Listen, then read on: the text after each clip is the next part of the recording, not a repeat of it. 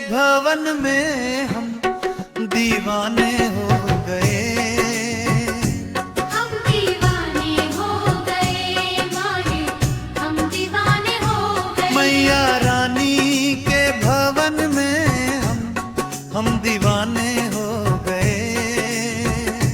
हम दीवाने हो गए नाना, हम दीवाने हो गए।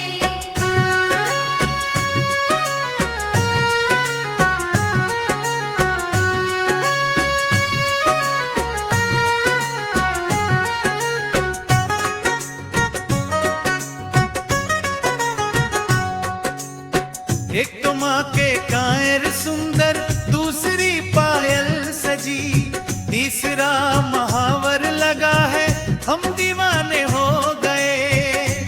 मैया रानी के भवन में हम दीवाने हो गए।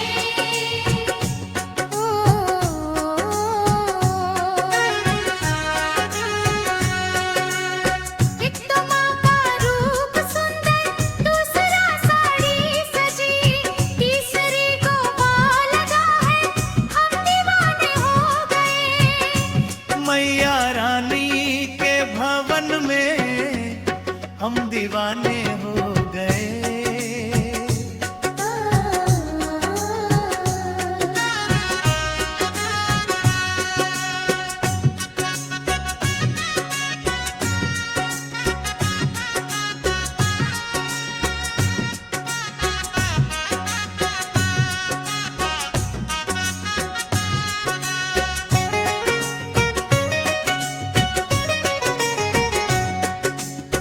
एक तो माँ के हाथ सुंदर, दूसरा चूड़ी सजी, तीसरा मेहंदी लगी है, हम दीवाने हो गए।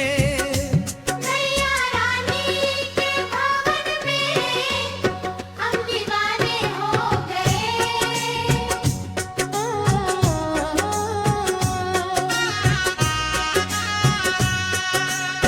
एक तो माँ का गला है सुंदर, दूसरा माला सजी, तीसरा माँ का मुस्कुराना, हम दीवाने हो गए। मैया रानी के भवन में हम दीवाने हो गए।